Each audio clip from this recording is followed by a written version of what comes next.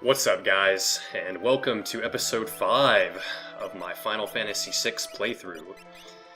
On the last episode, we made it to Figaro Castle, we met the king, Edgar, and acquired him into our party. Kefka showed up and tried to murder us, but luckily we were able to escape, and here we are, on the other side. So the objective at this point is to make it through Figaro Cave, and once we get to the other side, the journey is going to lead to Mount Koltz, where we can continue to unfold some of the events to come. However, for this episode, I'm not going to be going to Mount Koltz just yet. What this is going to be all about is traveling through Figaro Cave, and once we make it to the other side, we're going to make a couple pit stops real quick. The first pit stop is going to be the town of South Figaro, where we can sort of do a few extracurricular activities. After we get finished there, we're going to pay a quick visit to Sabin's hut, where we're going to sort of uncover a few details about Sabin, Edgar's twin brother, and his potential whereabouts. So this is pretty much a transitional type episode, where we're just going to be making a few stops along the way, and although we're not progressing the story, we are sort of beefing it up a little bit. We are going to get to meet my all-time favorite character, hands down my favorite character in this game, in South Figaro. So I'm pretty excited to get to meet him. As brief as the meeting is going to be, it's still going to be pretty cool. I'm excited to talk about him, and yeah, man, there's no character in my mind that compares to him in this game. So, Figaro Cave. What's worthy of mentioning about this section? Well, I feel like the only thing that's really worth mentioning is how OP Edgar is. As you can see, I just one-shot everything with auto crossbow. We kind of touched on that in the last episode.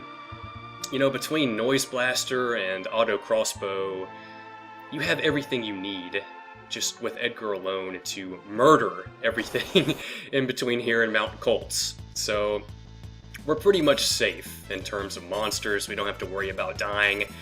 We can use Locke for his stealing ability to try to pad our inventory while we're slaughtering everything in our path, and moving along on our merry way. There are a few chests in here that I pick up.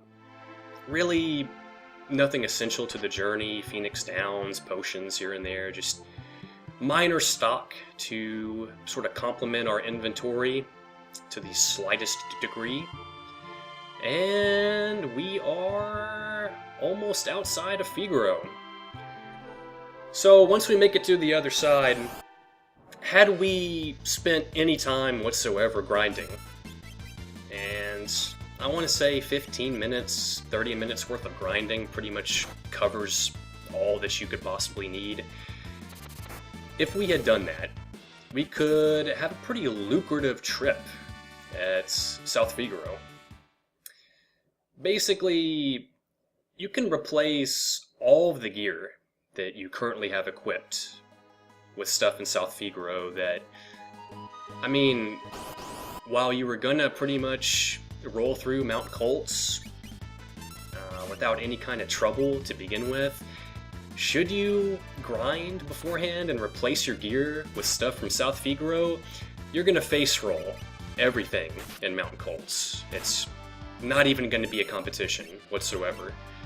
But once you finish up with Mount Koltz, all that stuff that you just replaced is gonna get replaced by even better stuff.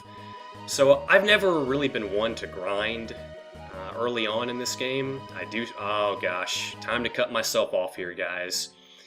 You see that man in the ninja outfit walking in front of us? Yep, that's Shadow. That's my favorite character in Final Fantasy VI. Like, hands down. Shadow is such a cool and, at the same time, tragic character in this game. You know, the details of Shadow's past are so shady, and, you know, throughout the game, there are lots of moments where you just feel sorry for him because of all the bad stuff that's happened to him and all the bad stuff that he's had to do in his life. And, you know, when you first meet Shadow, and even up until the very end, Shadow is pretty sketchy, as you might imagine. He's, you know, his description in the game, I believe they say he comes and goes like the wind, and that couldn't be any more true. You know, Shadow can decide at any point, hey, I'm out of here, and he can just straight up leave your party. There's another part in the game where you can make in my opinion, the wrong decision, and most of the time it happens by accident, but when that happens, Shadow's gone from the game for good, and you'll never see him again. So, I am a very sad panda whenever that happens to me, and I can tell you it hasn't happened to me in a very long time because I do everything in my power to prevent it from happening, including save scumming at some points in the game, just because I don't want Shadow to leave, man. He's my favorite character. There's no way in hell I'm just gonna let him up and leave, you know? And I can tell you right now, man, the first time I accidentally let Shadow die permanently, I was a very, very sad panda, okay? And never again will I let Shadow die. I think it happened my first playthrough through the game, my very first playthrough, and ever since, I've never allowed that crap to happen again. It would upset me deeply if I ever had to play through the game without Shadow on my side. So here we go. We got a chance to talk to Shadow. Oh, no, we still haven't. Oh, we tried to talk to Shadow, and we get a ... And here we go. Leave us. The dog eats strangers. ... That's all we can get out of him at this point. So, you know, Shadow doesn't give a shit about anyone at this stage in the game. And it's pretty obvious, even after you acquire him on your party. And excuse the language, by the way, guys, but I do have a bit of a potty mouth, and a bit is sort of an understatement, but while I'm trying to commentate, I've been doing my best to sort of keep it clean and respectable in that sense, but I'm gonna let curse words fly every now and then. I apologize if that bothers you, but you know, I'm gonna try not to alter the way I speak too much, if that makes any sense. This part in the game, this guy who delivers the cider to the old man, I'm not really sure why I decided to come down here. I guess I really kind of wanted to see if there's anything worthwhile to acquire from some of the various houses here. I don't think there is. It's pretty much just inventory stuff that is pretty unimportant, to be honest. The guy that delivers the cider to the old man, that is something that we will be dabbling with later on in the game, and for right now, we can't do anything with this little section whatsoever. Our journey at this point is supposed to end in Mount Koltz during this stage of the game. So our little trip here to South Figaro is purely optional. We really don't have to be here whatsoever, but I decided to come through here and talk to Shadow briefly, because I love Shadow, and I wanted to sort of scour the houses around here to see if there's anything worthwhile. And thirdly, I touched on this earlier, there are some shops here in which you can replace some of the equipment that you currently have. The important thing to me, because I haven't spent any time grinding here whatsoever, the real important thing to me from South Figaro is picking up the sprint shoes, which is obviously going to allow me to move much faster. It's a relic. I don't have any relics equipped on any of my characters at this point, So picking up the sprint shoes is pretty beneficial, and I think that if anything is important about the journey to South Figaro, or excuse me, if anything's important about taking the time to be in South Figaro before Mount Koltz, it would be strictly to pick up the sprint shoes. They're pretty nice to have around. And I believe at this point, no, this is the item shop, yeah.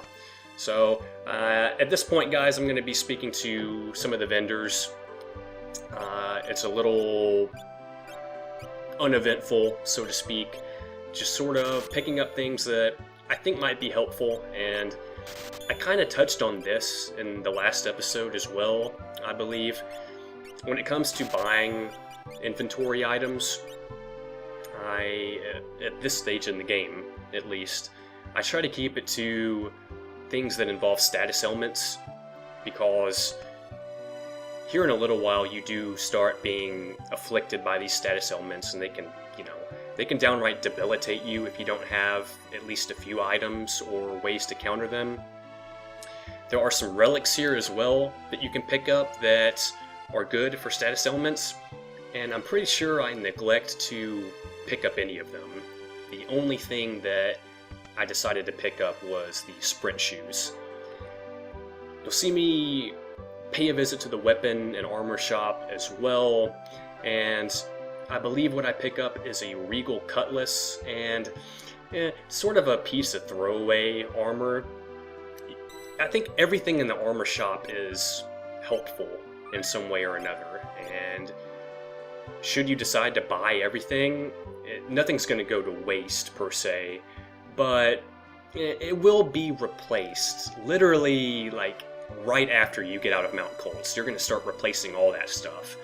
So I've just never been a big fan of stocking up on stuff here.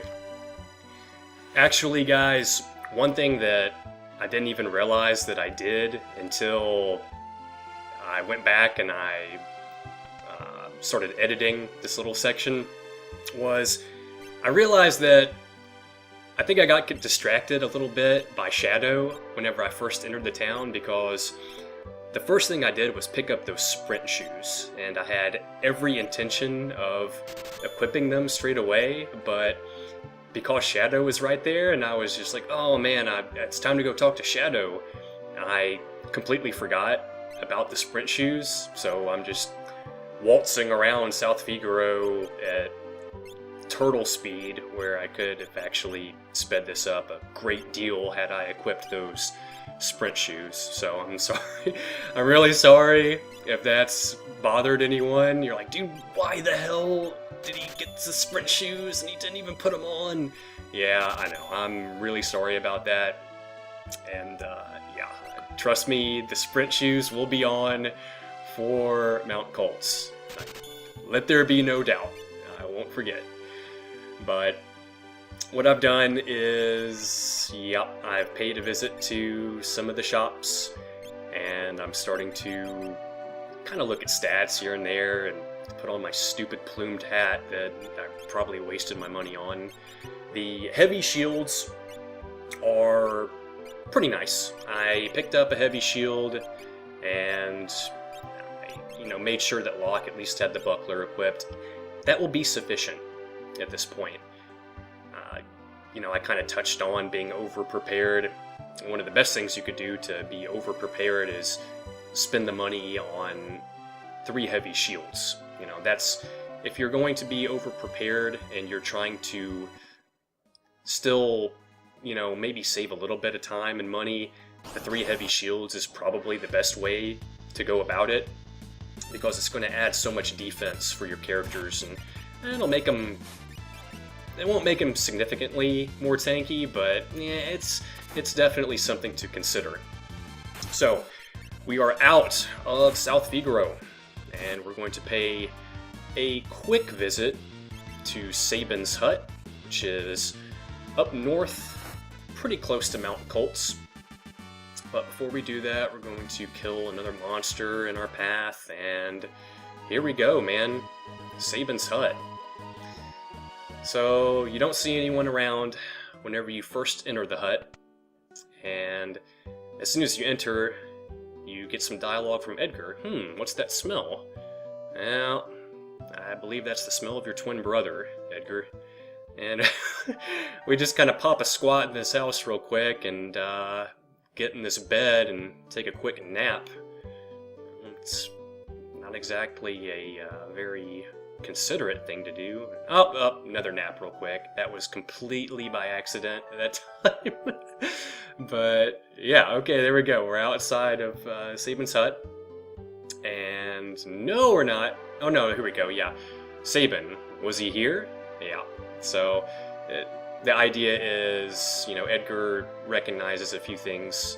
There are some items I believe you can actually interact with in the cabin that will get some additional dialogue out of Edgar. But this is the most important, in my opinion. You can talk to this guy outside, and he mentions a little bit about Duncan and Vargas and Sabin. So if you pay attention to what he says, you kind of get an idea as to Sabin's current predicament. But that's pretty much it, guys. We have made it through this transitional phase of the episode. As soon as we get finished dispatching these enemies that we're currently fighting, we're going to be at the end. And I'm going to pop a squat right outside of Mount Koltz. And when we pick up the next time, we will be progressing through Mount Koltz and moving onward. So I thank you guys for watching, and I really hope to see you on the next one.